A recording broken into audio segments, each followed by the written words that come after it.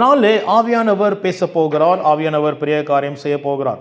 ஆகையால் முக்கியமாக இன்றைக்கு நம்ம என்ன பார்க்க போகிறோம்? ஆவியின் அபிஷேகத்தை குறித்து பார்க்க போகிறோம். ஆவியானோட தொடுதல் குறித்து பார்க்க போகிறோம். அவருடைய தொடுதல் என்ன நடக்குது? நான் முதல் அப்போஸ்தலர் நாட்களிலே பற்பல பாஷைகள், அப்படின்னா அந்நிய பாஷைகள் பேச ஆரம்பித்தார்கள். இதான் முதல் நடந்துச்சு அப்போஸ்தலர் நாட்களிலே பரிசுத்த ஆவியானவர் இறங்கின பிறகு. ஆகையால் இந்த காரியத்தை நாம் தியானிக்க போகிறோம். ஏன் இந்த பற்பல பாஷைகள் வந்தது நாம் தியானிக்க போகிறோம், என்ன நடந்தது தியானிக்க போகிறோம். இதனாலே உங்களுக்கு கர்த்தர் அபிஷேகத்தினால் நிரப்ப போகிறார் என்று விசுவாசிக்கிறேன். அல்லேலூயா. நீங்கள் வாஞ்சியா இருக்கும்போது கர்த்தர் ஒரு வார்த்தை என்ன சொல்லியிருக்குன்னா, அவர் மாம்சமான யாவர் மேலும் என் ஆவியை ஊற்றுவேன் என்று சொல்லி. ஆண்டவர் யாரும் பார்க்க மாட்டார். நமக்கு இருதயத்தில் வாஞ்சி இருந்தால் ஆண்டவர் அவர் ஆவியை ஊற்றுகிற தேவனாக இருக்கிறார்.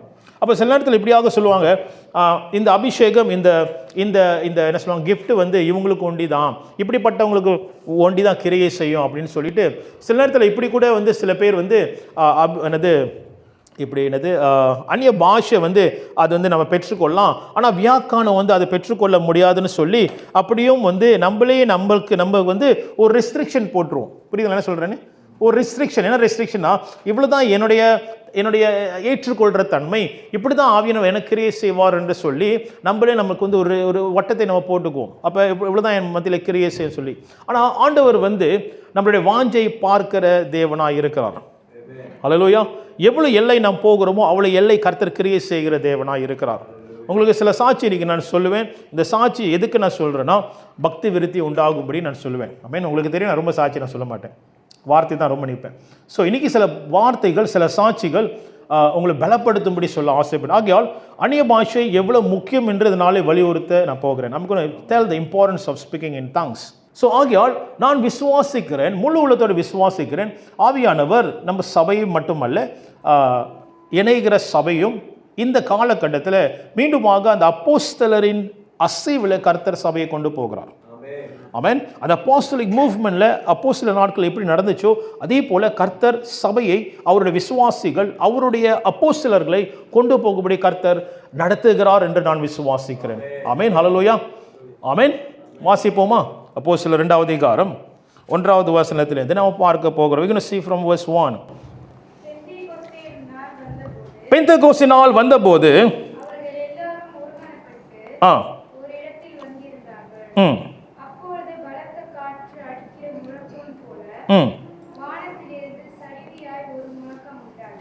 உண்டாகி என்னது என்னாச்சு? நிரம்பிற்று.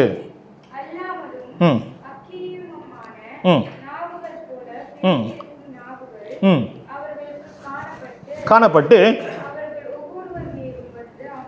அமர்ந்தது.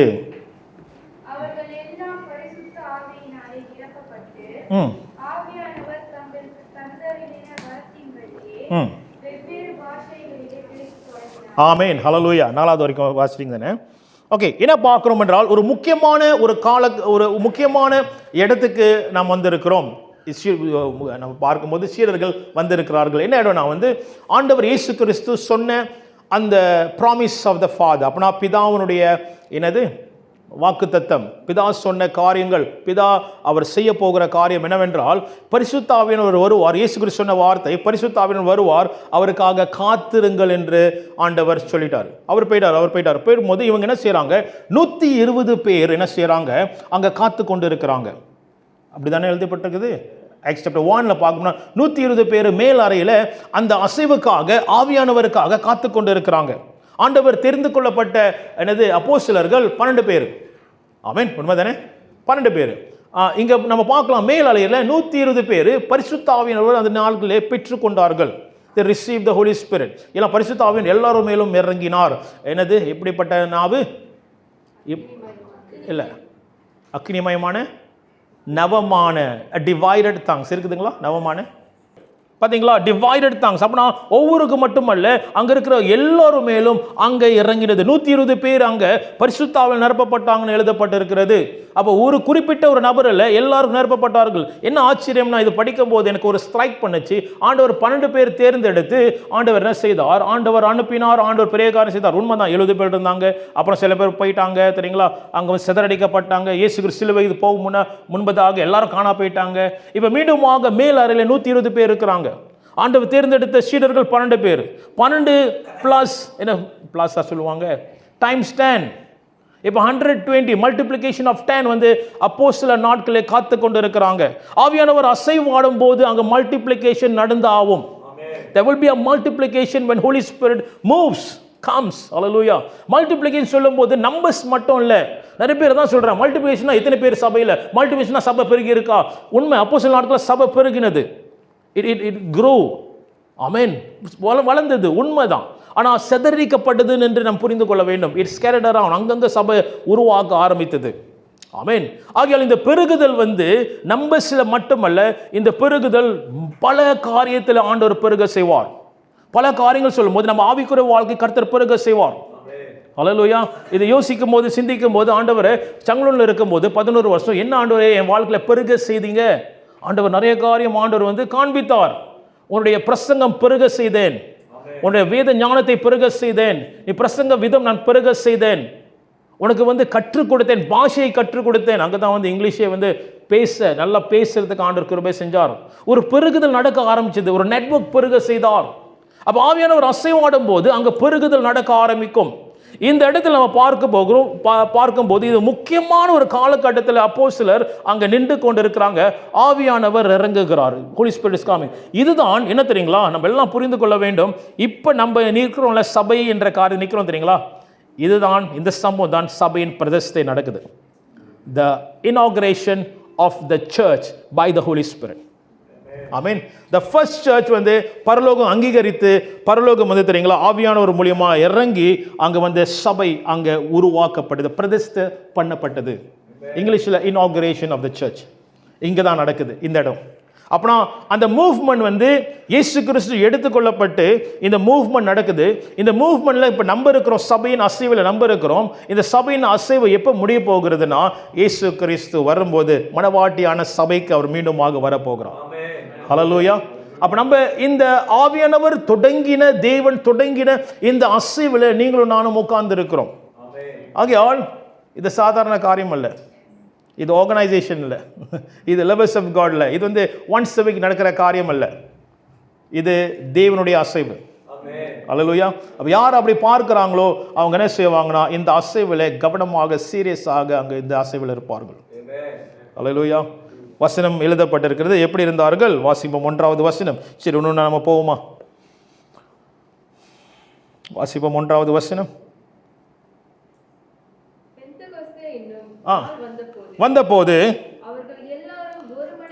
அவர்கள் எல்லோரும் ஒருமனப்பட்டு ஓரிடத்திலே வந்திருந்தார்கள். ஆமென். அவர்கள் எல்லோரும் என்ன செய்தார்கள்?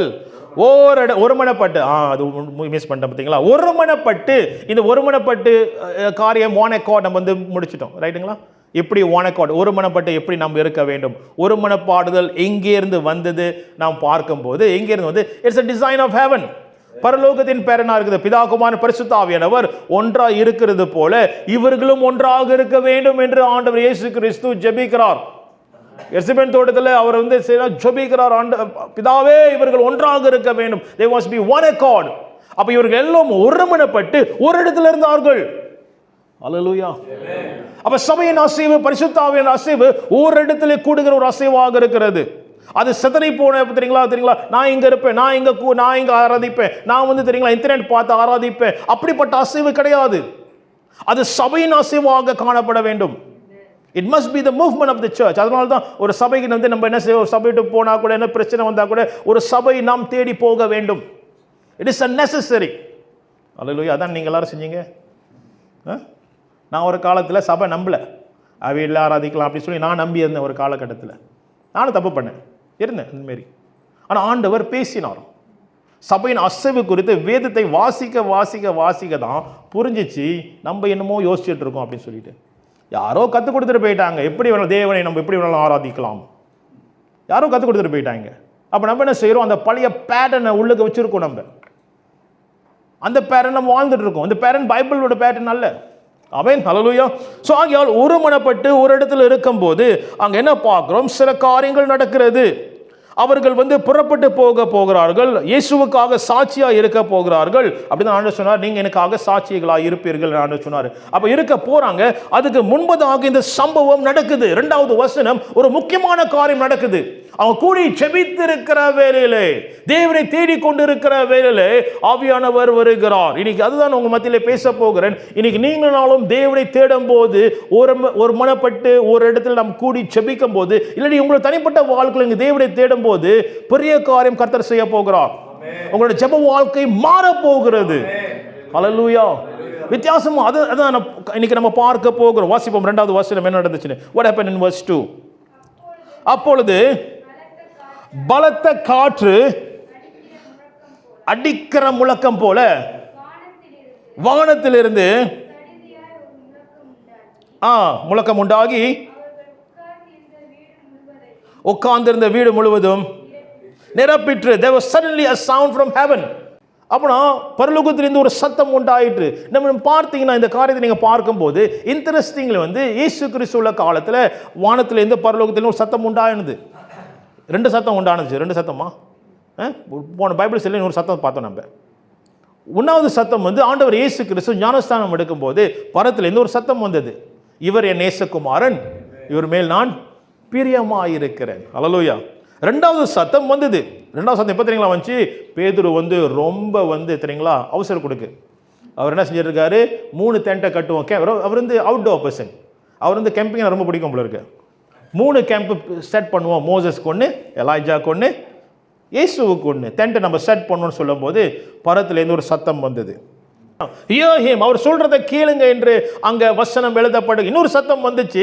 முதல் சத்தம் ஞானஸ்தானம் வந்துச்சு. இப்ப 2வது சத்தம் மேலேந்து வருது, பரத்திலேருந்து வருது.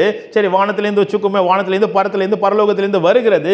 அந்த சத்தம் சொல்லுகிறது, என்ன சொல்லுகிறதுனா, இவர் நேசகுமாரன், சொல்றதை கேளுங்க அப்படின்னு போட்டிருக்குது. நான் இந்த அப்போஸ்தல நாட்களே 3வது சத்தம் வருகிறது. என்ன சத்தம்? பலத்தின் காத்தின் சத்தம் வருகிறது. இன்ட்ரெஸ்டிங். பலத்தின் சத்தம். இவங்களுக்கு தெரியுது இது சாதாரண சத்தம் அல்ல, இது வெளியிலிருந்து வர சத்தம் அல்ல, இது தேவன்கிட்ட வருகிற ஒரு சத்தமா இருக்குது. இவங்களுக்கு தெரியுது. அதனால தான் இட்ஸ் ரெக்கார்டட். இங்க ரெக்கார்ட் பண்ணப்பட்டிருக்குது. ஒரு பலத்தின் காத்தின் சத்தம் நிரப்பிட்டு. காத்து இல்லை, பைபிள் படிக்கும்போது நல்லா பார்த்துக்கணும். அது லைக்னு போட்டிருக்கோம். ரைட்டா? அப்படிதானே போட்டிருக்கு? அப்படிதானே போட்டிருக்கு? அப்படிதானே போட்டிருக்கு? ஓகே. நான் போல. அப்ப பலத்தின் காற்றை போல ஒரு சத்தம். பார்த்தீங்களா? நீங்கள் வீட்டில் சரண காத்து சத்தம் கேட்கும் தெரியுங்களா? ஒரு மாதிரி சத்தம் கேட்கும். இது பயங்கரமான பலத்தின் காத்தின் சத்தம் அப்படி நிரப்பிட்டுன்னு வேதம் எழுதப்பட்டிருக்குது. அப்போ இவங்க உணரல, ஆனால் கேட்டாங்க சத்தத்தை. They were hearing a voice, a mighty wind. ஒரு பலத்தின் சத்தம். ஆனால் இந்த சத்தத்தில் தெரியுங்களா வார்த்தை இல்லை. 1வது சத்தத்தில் வார்த்தை இருந்தது, 2வது சத்தத்தில் வார்த்தை இருந்தது. ஆனால் இந்த 3வது சத்தத்தில் வார்த்தை இல்லை. நான் இன்னொரு சம்பவத்துக்கு உங்களுக்கு கொண்டு போகிறேன். இதெல்லாம் ஒரு காரியம் புரிந்து கொள்றதுக்கு உங்களுக்கு கொண்டு போகிறேன். எலாய்ஜா உடைய கதை நம்ம பார்க்கும்போது, எலாய்ஜா ஒரு மலைக்கு ஆண்டவர் கொண்டு போவார். எலாய்ஜா ரொம்ப வேதனையாகி, ரொம்ப ஸ்ட்ரெஸ் ஆகி, தெரியுங்களா, இங்கே பிரிட்ஜுக்கு போயிடுவாங்கலாம், பினங் பிரிட்ஜுக்கு. அவர் சூறை மரத்துக்கு கீழே போயிட்டார், ப்ரூம் திரி கீழே போனார். ரொம்ப டிஸ்ட்ரெஸ் ஆகி ப்ரூம் திரியில் இருக்கும்போது ஆண்டவர் சாப்பாடு கொடுத்து, சரிங்களா, தூங்குன்னு சொல்லி, ரெஸ்ட் பண்ணுன்னு சொல்லி, அப்புறம் உன் பிரயாண தூரம் சொல்லி போ அப்படின்னு சொல்லி ஆண்டவர் மலைக்கு கொண்டு போவார். அங்கே மலையில் கொண்டு போகும்போது ஆண்டவர் யாரு, எலாய்ஜா முன்பதாக சில காரியம் செய்வார். 1 ராஜாக்கள் 19வது அதிகாரம் 11லேருந்து 13 நம்ம பார்க்கும்போது, 1 ராஜாக்கள், 1 Kings chapter 19 verse 11 to 13. 1 Kings chapter 19 verse 11 to 13. 1 ராஜாக்கள் 19 11லேருந்து 13 நம்ம வாசிக்கும் போது, வாசிக்கிறீங்களா? அப்பொழுது அவர் என்றார். கர்த்தர் கடந்து போனார்.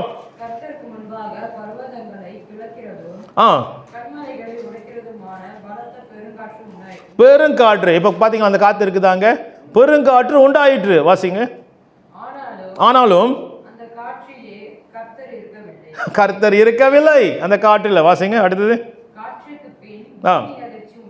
பூமி அதிர்ச்சியும் வந்துச்சான், கர்த்தர் அங்கு இல்லை. மூணாவது, பின் கர்த்தர் அங்க இருக்கவில்லை. அப்புறம் இதெல்லாம் முடிஞ்ச பிறகு தெரியுங்களா, பயங்கரமான டிராமேட்டிக்கான படம் அது. முன்ன வந்து என்ன பார்க்குறாரு, என்ன பார்த்தாரு படம் நல்ல நல்ல படம் இது. என்ன பார்த்தாரு சொல்லுங்க. மலை பெயர்க்கிறது, அந்த அந்த அந்த காற்று வந்து மலையை பெயர்ந்துச்சு. அப்படின்னா அந்த மவுண்டனே ஒட்டச்சிச்சான், ராக்ஸ், ரைட்டா? அப்படி தானே போட்டிருக்கு, ஒட்டச்சிச்சான். இதெல்லாம் யார் பார்க்குறா? எலாய்ஜா பார்க்குறாரு. அங்கே ரெண்டாவது காரியம் நடந்துச்சுன்னா அங்கே எர்த்குவேக், நிலநடுக்கம் வந்துச்சு. தேவன் அசைவாடும் போது பிறகு நிலநடுக்கலாம் வருது. மூன்றாவது காரியம் நடந்துச்சு, அங்கே காத்தா அக்கினி இறங்குனுச்சு. அக்கினி அங்கே அக்கினி பார்த்தார். எப்படி வந்துச்சு அக்கினின்னு தெரியல, மேலேருந்து அக்கினி பும்னு வந்துச்சா எப்படி நம்மளுக்கு தெரியல. ஆனால் அக்கினி அங்கே வந்தது. ஆனால் தேவன் அங்கே இல்லை. ஆனால் வேதம் சொல்லுகிறது பிறகு, இதெல்லாம் பிறகு ஆண்டவர் மெல்லிய சத்தத்தோட பேசினார். He whispered. எப்படி தெரியுங்களா?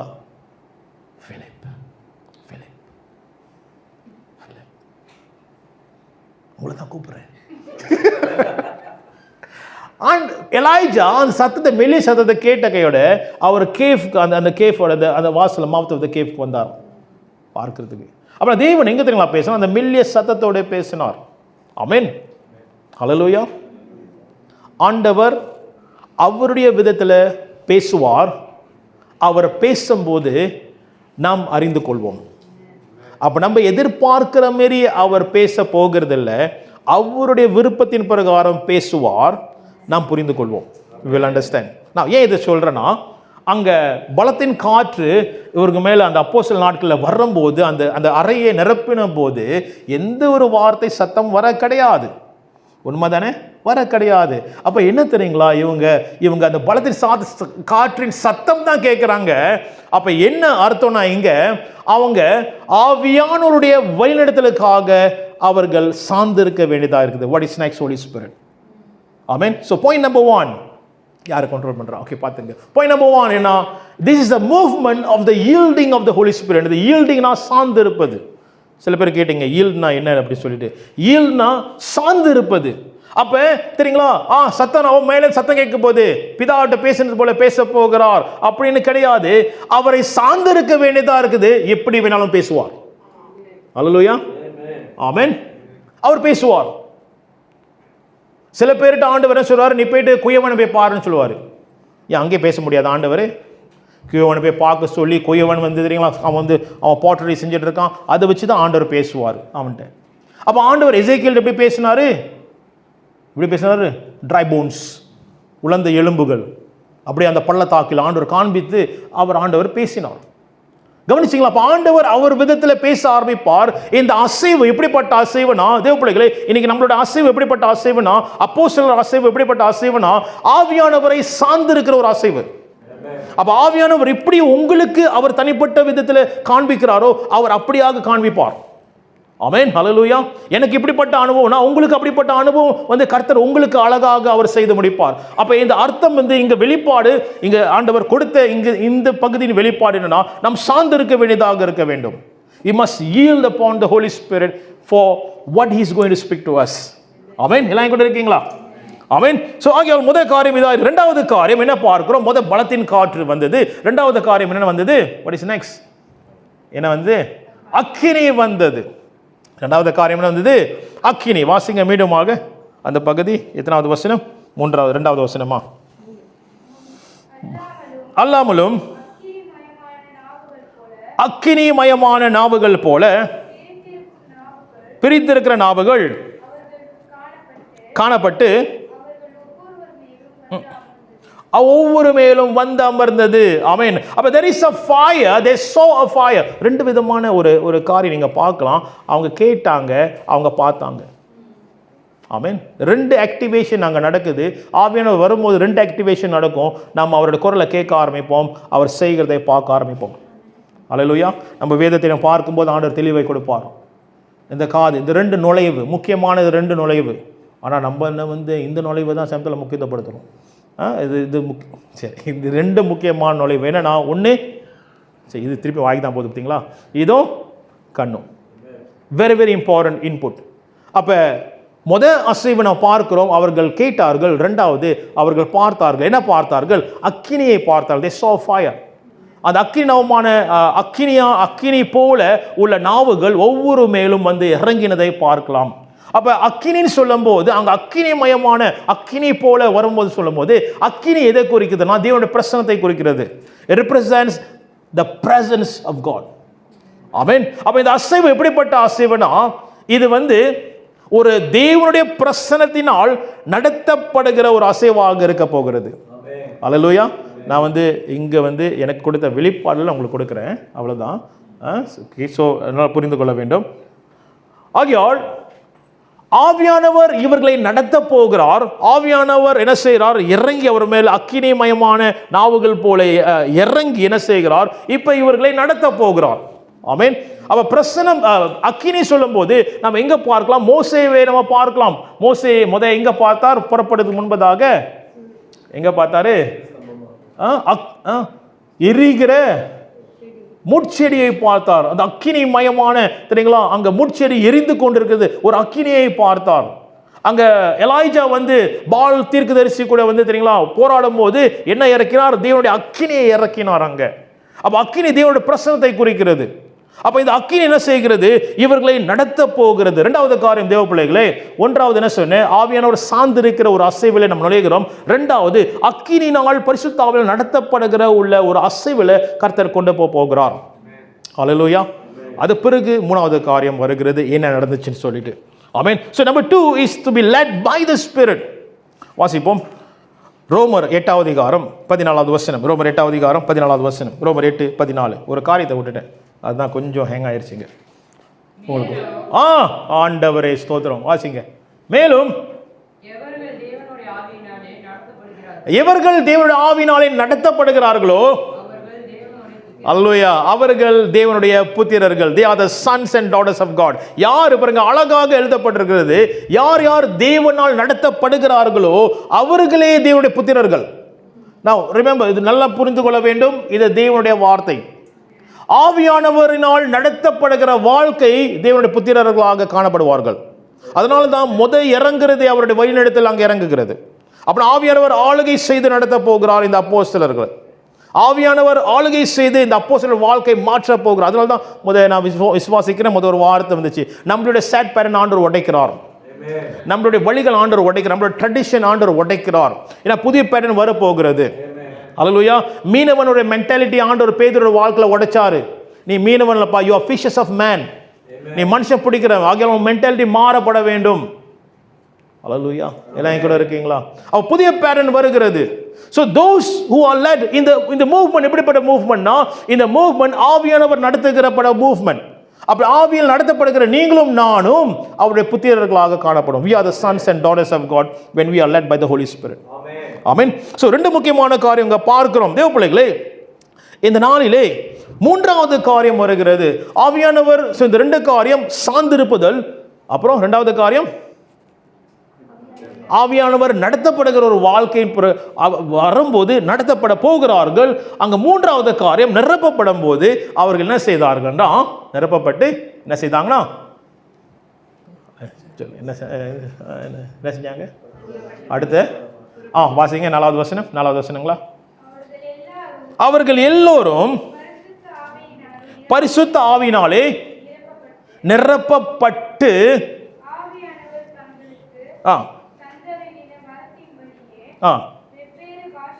வெவ்வேறு பாஷைகள் அவர்கள் பேசினார்கள். அங்க வந்து வெவ்வேறு பாஷைகள் அங்க வந்தது. கவனிங்கள், they were led into this yielding. பாருங்க எப்படி சார்ந்திருப்பது, இதுதான் நான் உங்களுக்கு கொண்டு போறேன்.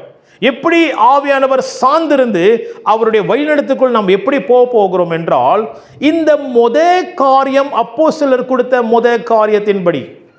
அப்ப கவனிங்கள், கொஞ்சம் யோசிச்சு பாருங்களேன். ஒரு பயங்கரமான சபையின் பிரதிஷ்டை அங்கே நடக்குது. அந்த சபையின் பிரதிஷ்டையில் காரியம் ஆவியானவர் வரும்போது என்ன கொடுக்கிறாருன்னா, அந்த அப்போஸ்தலருக்கு அந்நிய பாஷை. அப்ப நீங்கள் கொஞ்சம் யோசிச்சு பாருங்க. அப்போ இந்த அந்நிய பாஷை முக்கியம் இல்லையா? யோசிச்சு பாருங்க. நான் 1 கொரிந்தியர் 14 நான் பிறகு வரேன். 1 கொரிந்தியர் 14 சில நெகட்டிவாக எழுதப்பட்ட மாரி இருக்குது அந்நிய பாஷை குறித்து. ஸோ அதனால் அந்த காரியத்தினால அநேகர் சில சபைகள் இந்த அந்நிய பாஷை நம்ம பார்க்க தேவையில்லைன்னு சொல்லி அநேக வெள்ளைக்காரவங்க இதை பற்றி தெரியுங்களா பேச மாட்டாங்க, இது முக்கியம் கிடையாதுன்னு சொல்லி. ஆனால் என்னுடைய பர்சனல் ஒப்பீனியன் என்னன்னா, இந்த பிரதிஷ்டை ஆவியானவர் கொடுக்கிறது அந்நிய பாஷை தான். அப்போ நீங்கள் சொல்லுங்களேன், ஆண்டவர் செய்யும் போது, இவன் சிருஷ்டிக்கும் போது அவர் அழகா ஒன்றுன்னா சரியாக கவனமாக செய்த தேவனாக இருக்கிறார். எல்லாம் கவனமாக செய்வார். அவருக்கு செஞ்சாருன்னா அவர் காரணத்தோடு செய்கிற தேவன். அப்போ ஏன் இந்த அப்போஸ்தலர் சபையின் மூவ்மெண்ட்ல அந்நிய பாஷை கொடுக்குறார்? Something in it. அதில் ஏதோ ஒரு பெரிய காரியம் இருக்கிறது. சம்திங் பவர்ஃபுல் இன் த டங்ஸ். அதனால தான் நிரப்பப்பட்டு அக்கினி நாவு நிரப்பப்பட்டு அவர்கள் அந்த பற்பல பாஷைகள் பேச ஆரம்பித்தார்கள்.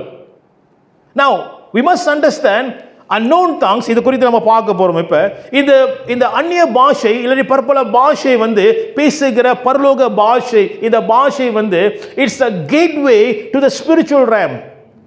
ஆவியின் நுழைவுக்கு இது ஒரு கேட்வேவா இருக்குது, ஒரு கதவாக இருக்கிறது.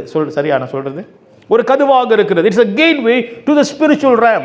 நீங்களும் நானும் அந்நிய பாஷை பேசும்போது பல காரியங்கள் நடக்க ஆரம்பிக்கும். அதுதான் நம்ம பார்க்க போகிறோம். சம்திங் இது பைபிள் ஸ்டைல் நான் உங்களுக்கு கொடுத்துருக்கேன். இன்றைக்கு கொஞ்சம் வேற நம்ம பார்க்க போகிறோம். ஏதோ ஒரு காரியம் நடக்கும் நீங்கள் அந்நிய பாஷையை பேசும்போது. ஆகையால் இந்த வரங்களை நம்ம அற்பமாய் எண்ணக்கூடாது. ப்ராப்ளம் என்னன்னா, இந்த வரங்கள் என்ன செஞ்சுட்டாங்க, எடுத்து நிறைய பேர் வீட்டு என்ன சொல்லுவாங்க, அல்மாரியில் இன்னொரு வார்த்தை இருக்குது, இன்னொரு வார்த்தை இருக்குது தமிழில், அல்மாரிக்குள்ள என்னது சொல்லுங்க, அல்மாரிக்குள்ள பூட்டி வைத்து கொண்டு இருக்கிறவர்கள் இந்த அந்நிய பாஷையை. அப்போ இந்த பாஷை அவ்வளோ முக்கியம் இல்லைன்னு சொல்லி உள்ளுக்கு அமர்ந்து கொண்டு இருக்கிறது இந்த பாஷை. ஆனால் இந்த பாஷை உங்களுடைய ஆவிக்குரிய மனுஷனை வேற எங்கேயோ ஒரு இடத்துக்கு கொண்டு போகும். நான் ஏன் இந்த காரியம் இங்கே ஆண்டவர் கொண்டு வருவார் என்று விசுவாசிக்கிறேன்னா இதனால தான். we going to reach the unreachable. எட்ட முடியாத போக முடியாத இடத்துக்கு கர்த்தர் உங்களை கொண்டு போகிறார். ஆமென், ஹல்லேலூயா. சரி வாசிப்போம். 1 கொரிந்தியர் 14 எடுத்துக்கோமா. 1 கொரிந்தியர் chapter 14 நாம் பார்க்க போகிறோம். நீங்கள் இதை தியானிக்கும் போது, இதை வாசிக்கும் போது உங்களுக்குள்ள ஒரு தாகம் வரும். ஆண்டவரே இன்னைக்கு நான் அந்நிய பாஷை பெற்றுக்கொள்ள வேண்டும். பெற்றுக்கொள்ளாதவங்க, பெற்றுக்கொண்டவங்க நீங்கள் எப்படி உங்களுக்கு தாகம் வர வேண்டும்? ஆண்டவரே நான் இன்னும் பாஷைகள், வேறு பாஷைகள் ஆண்டவரே என்னை கொண்டு போங்க. உங்களுக்கு தெரியுங்களா? சரி, இதெல்லாம் இதுக்குள்ளே வரேன். சரி வாசிங்க. 1 14 2வது வசனம். ஏனெனில் அந்நிய பாஷையை பேசுகிறவன்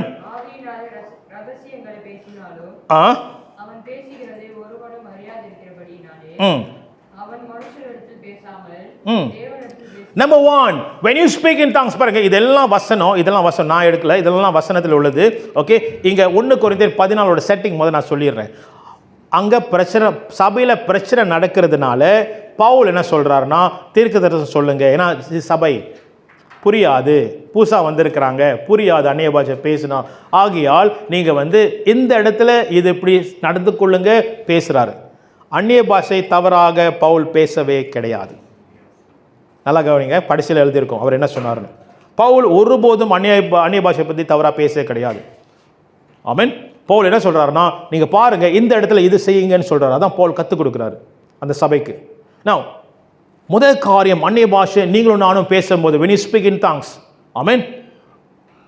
சரி, நான் கேட்குறேன், முதல் கேள்வி, இது யார்கிட்டேருந்து வருகிறது இந்த அந்நிய பாஷை? தேவன்டேந்து வருகிறது. ஆமென். இது கற்றுக்கிறது இல்லை, பார்த்து சொல்லுங்க, திரும்ப சொல்லுங்க, அப்படி உள்ள பாஷை கிடையாது. சில பேர் சொல்லுவாங்க, ஓ இது சும்மா வாயை வளர்னாலே வரும்னு சொல்லிட்டு. வரவே வராது. எப்படி நான் டெஸ்ட் பண்ணேன், நான் பெற்றுக்கொண்ட பிறகு அடுத்த நாள் திருப்பி நான் பேசினேன், அதே வார்த்தைகள், அதே சரணம், அதே தெரியுங்களா அந்த சென்டென்ஸ் கரெக்டாக வருது. எப்படி வந்துச்சு? நம்ம படித்தாதானே வரணும்.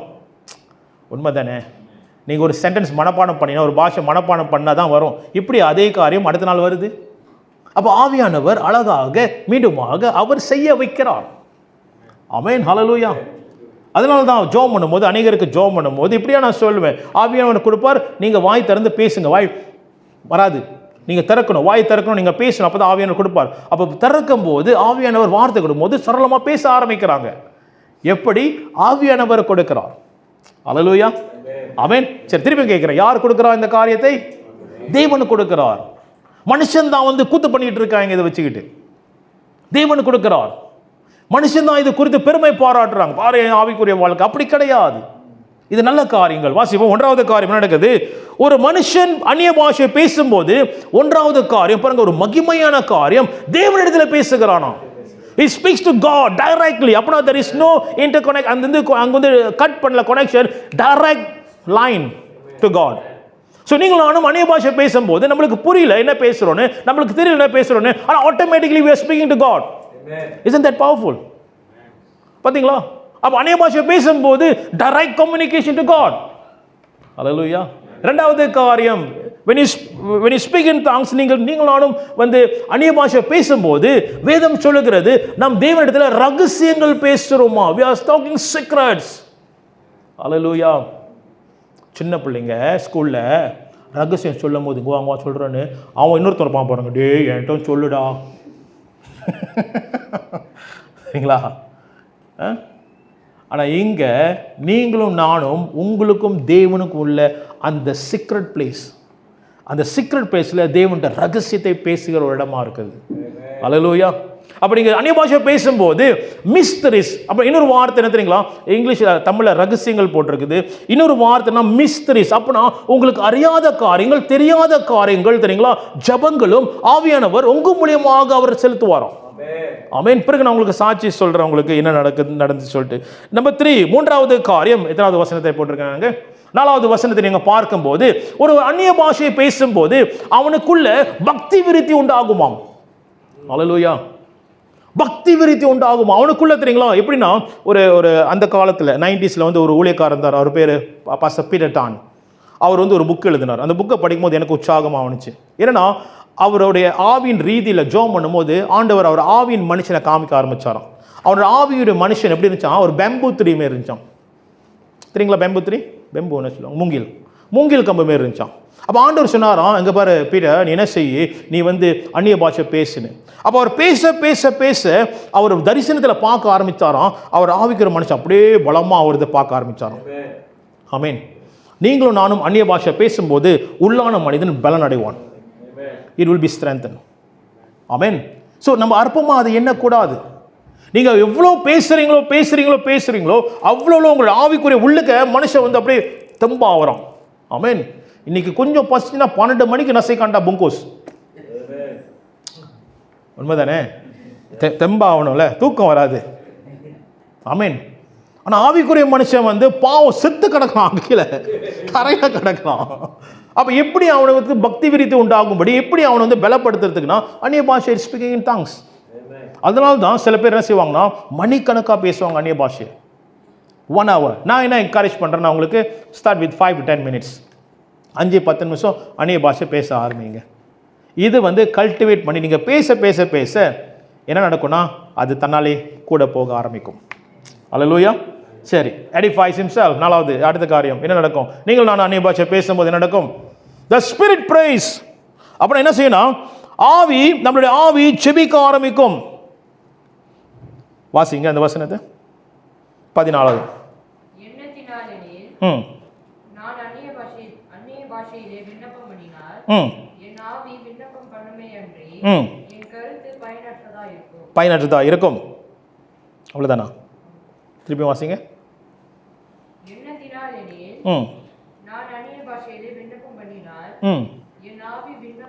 என்னோட ஆவி விண்ணப்பம் பண்ணும். ரைட்டா? என் ஆவி விண்ணப்பம் பண்ணும். நான் அந்நிய பாஷை பேசும்போது என் ஆவி விண்ணப்பம் செய்கிறது. My spirit prays when I speak in tongues. Amen. அப்போ ஆவி ப்ரே பண்ணுது. தேவனு கூட பரிசுத்த ஆவியோடு தொடர்பு கொள்கிற ஆவி ஜோம் பண்ணுது. எப்படி ஜோம் பண்ணுதுன்னா ஆவியான ஒரு உதவினால தான் அங்கே ஜோம் பண்ணுது ஆவி. அப்போ அவங்க மாம்சம் ஜோம் பண்ணல. நம்ம ரொம்ப வந்து தெரியுங்களா என்ன செய்வோம்? வார்த்தை வேறையா இருக்கும், இருதயம் தூரமாக இருக்கும். ரைட்டுங்களா? ஆனால் இங்கே அந்நிய பாஷை பேசும்போது ஆவியே டைரெக்டாக ஜோம் பண்ண ஆரம்பிக்கும். ஆமீன். ஏன் இதெல்லாம் காமிக்கிறேன்னா பாருங்க, இதெல்லாம் வசனத்தில் உள்ள காரியங்கள். பவுல் இப்படியாக பவுல் சொன்னது இந்த காரியங்கள் எல்லாம் வந்து என்னன்னா, இந்த காரியங்கள்லாம் பவுல் சொல்றாரு, நீங்க இதெல்லாம் செய்யும்போது நடக்கும் சொல்லிட்டு சரிங்களா. சில பேர் வந்து அதான் அந்த இது வந்து தவறு, தீர்க்க தரிசனம் தான் முக்கியம், பவுல் இதான் சொல்றாரு பாருங்க, இதை பத்தி பேசலன்னு சொல்லிட்டு பவுல் முடிக்கும் போது என்ன தெரியுங்களா சொல்றாரு, வாசிங்க 18வது வசனம்.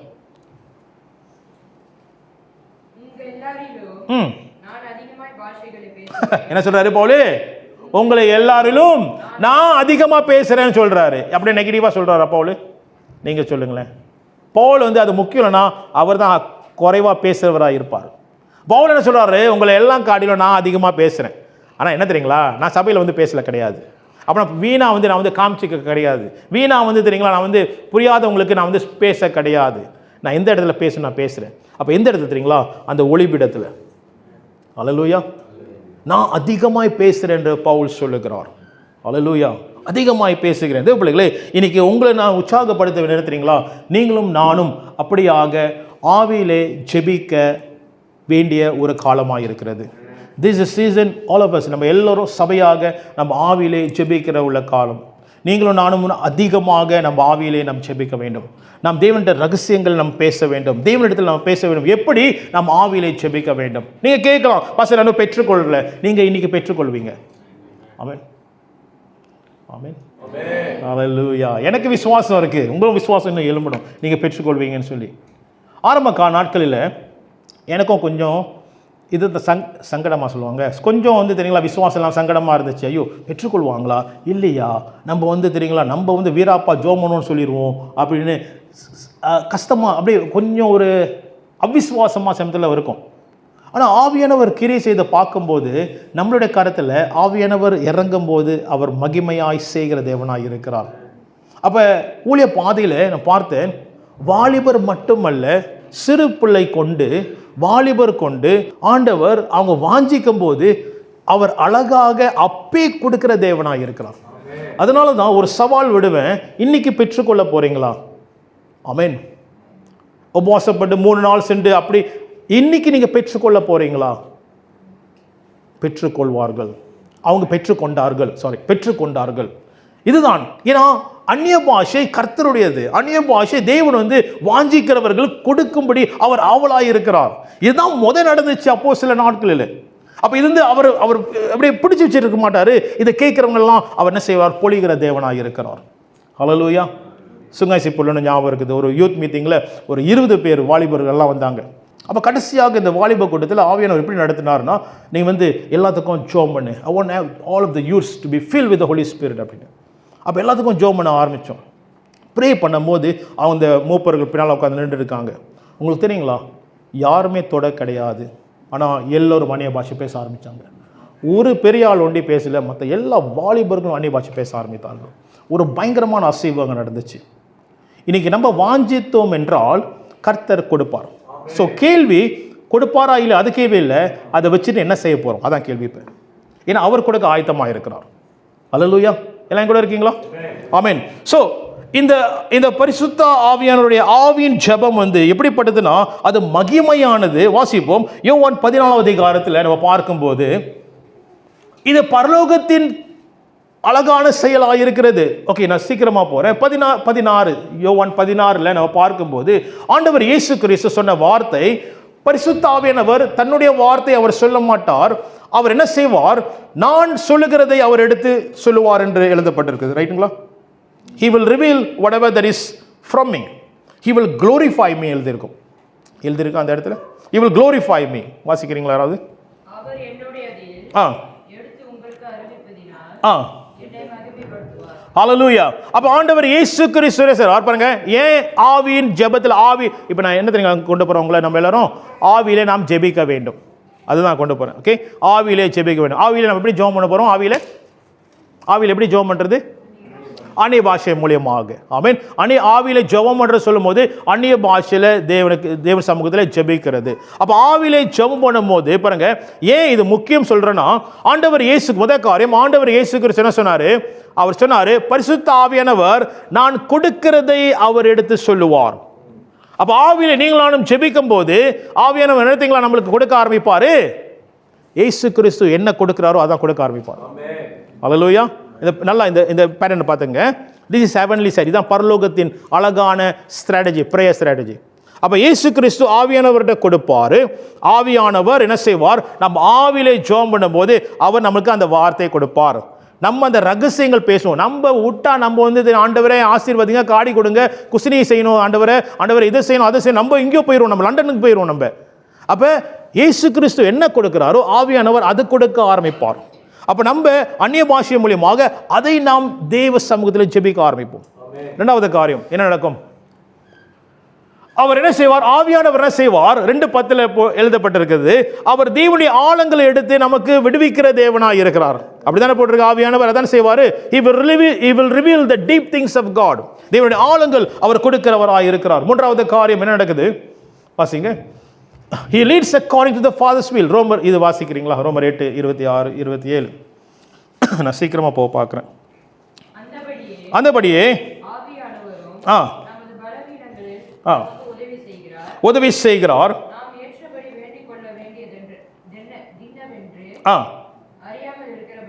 நம்ம தெரியல என்ன விண்ணப்பம் பண்றது. என்ன நம்ம சொன்னல, நம்ம எங்க போறோம்? லண்டன் வரைக்கும் போயிடும். நம்ம என்ன விண்ணப்பம் செய்யறோம் நம்மளுக்கு தெரியல. அப்ப ஆவியானவர் என்ன செய்கிறார்? நம்ம என்ன விண்ணப்பம் செய்ய வேண்டும் என்று அவர் உதவி செய்கிறாராம். வாசிங்க அடுத்தது. ஆவியானவர் தாமே வாக்கு கடங்காத பெருமூச்சுகளோடு நமக்காக வேண்டுதல் செய்கிறார். அடுத்தது 27. ஆவியானவர் தேவனுடைய சித்தத்தின்படி. ஆவியானவர் இதான் பாயிண்ட். ஆவியானவர் தேவனுடைய சித்தத்தின்படியே பரிசுத்தவான்களுக்காக வேண்டுதல். ஹல்லேலூயா. அப்ப ஆவியானவர் இடைப்படும் போது பிதாவின் சித்தத்தின்படி நம்ம ஜெபிக்க வைப்பார். He will lead our prayer according to the Holy Spirit, according to the will of the Father, according to God's pattern. Now, நான் என்ன தெரியுங்களா சொல்ல வரவங்க எல்லாத்துக்கும் எனக்கும் சேர்த்து தெரியுங்களா, இன்னைக்கு நம்மளோட ஜெப வாழ்க்கை மாறப்பட வேண்டும். நம்ம சொந்த ஜெபம் மறைய வேண்டும், அவருடைய ஜெபம் வர வேண்டும். ஏன் தெரியுங்களா? அவருடைய ஜெபம் வந்துருச்சுன்னா பிதா அந்த ஜெபத்தை ஏறெடுப்பார். ஏன் தெரியுங்களா? இயேசு கிறிஸ்துவிலிருந்து வருது, பரிசுத்த ஆவியானவர் கொடுக்கிறார், அது பிதாவின் சித்தத்தின் பிரகாரம் போகிறது. இப்போ புரிஞ்சுங்களா என்ன சொல்ல வரேன்னு? ஸோ ஆவியிலே நாம் ஜெபிக்கும் போது it will be a strategic prayer. ஒரு ஸ்ட்ராட்டஜிக்கான ஒரு ஜெபமாக மாறப்பட ஆரம்பிக்கும். when we let the Holy Spirit. அதனால தான் என்ன என்கரேஜ் பண்ணுறேன்னா எல்லாருக்கும், நான் இதான் செஞ்சுட்டு இருக்கேன்னா, ஆவியிலே ஜெபம் பண்ணுங்க. உங்களோட ஜெப வாழ்க்கையில் அந்நிய பாஷையில் போங்க. புரியாது, உள்ளுக்கு என்ன நடக்கும்னு நம்மளுக்கு தெரியல. ஆனால் நம்ம நாவ் என்ன செய்யுது? அந்நிய பாஷையில் ஜெபம் பண்ணிட்டு இருக்குது, ப்ரே பண்ணிட்டு இருக்குது. ஆனால் உள்ளுக்கு சிந்தனை கோசமாக இருக்குது. ரைட்டுங்களா? அப்போ அந்த சிந்தனை நம்ம ப்ரே கான்ஃபரன்ஸ் அழகாக கற்றுக் கொடுத்தாரு. அந்த சிந்தனையில் என்ன செய்ய வேண்டும்? அந்த சிந்தனையில் தேவனை துதிக்கலாம்.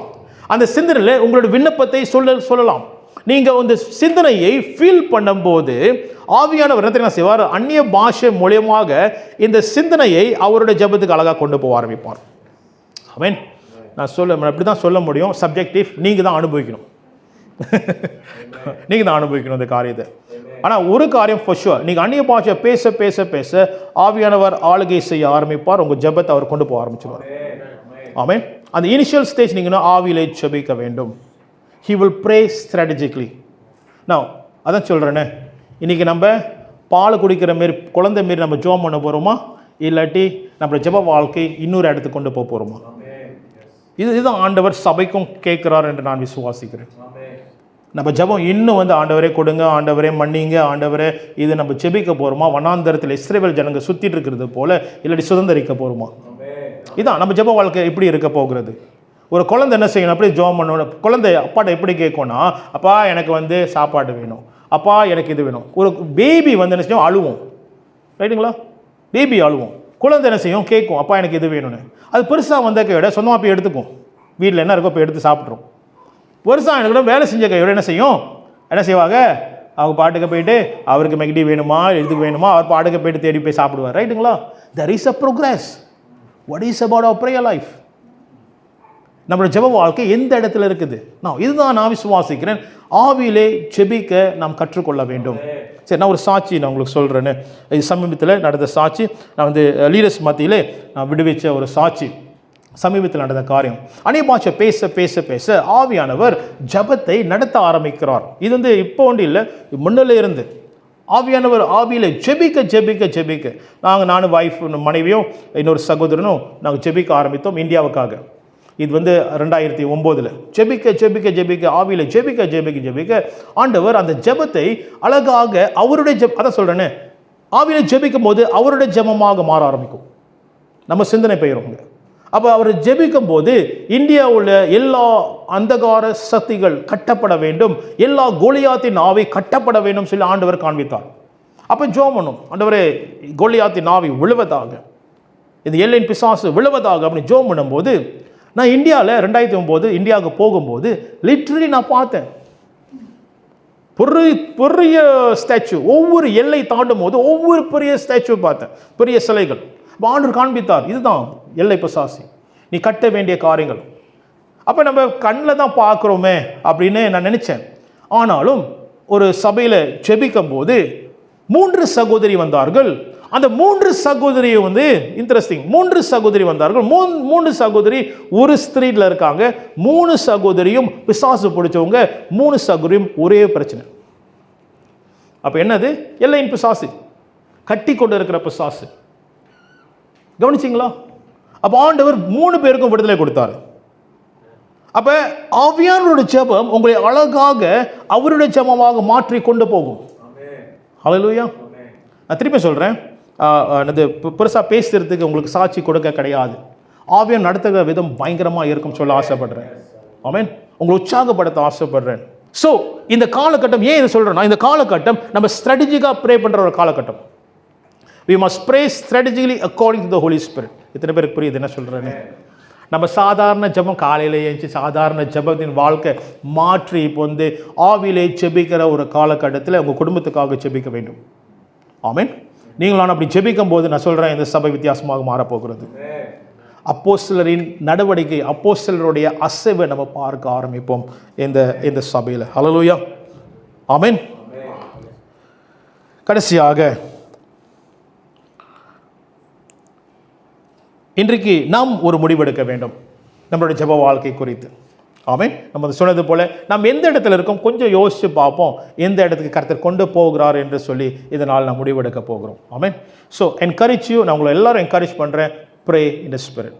நம்ம இந்த வேலையை நம்ம ஜெபிக்க முடியும். நம்ம ப்ரே ரைட் நவ். நம்ம ஜெபிக்க போகிறோம் கொஞ்ச நேரம், நம்ம ஆவிலை ஜெபம் பண்ண போகிறோம் கொஞ்ச நேரம்.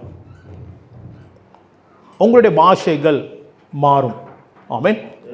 பெற்றுக்கொள்ளாதவங்க ஆமென், நீங்கள் ஜெபிக்க போகிறீங்க. நீங்கள் வந்து ஆவிலே நீங்கள் வந்து துதிக்க போகிறீங்க, ஆவிலே நீங்கள் பேச போகிறீங்க. நான் விசுவாச அறிக்கை செய்கிறேன், நான் விசுவாசத்தில் நான் உங்கள்கிட்ட பேசுகிறேன். கர்த்தர் உங்களுக்கு வார்த்தை கொடுக்க போகிறார். ஆமென். பெற்று கொண்டவங்க நீங்கள் என்ன செய்வீங்கன்னா, நீங்கள் பேசுங்க, ஆவியானவர் வார்த்தை கொண்டு பேசுவார். அந்த பேசும்போது உங்கள் சிந்தனையில் ஆவியானவரே நீங்கள் என்ன ஜெபம் பண்ண சொல்கிறீங்க சொல்லி உங்கள் சிந்தனையில் ஜெபிக்க ஆரம்பிங்க. Amen. Strategic prayer will come to your life. எல்லாம் எழுதணுமா இருப்போமா கொஞ்ச நேரம்.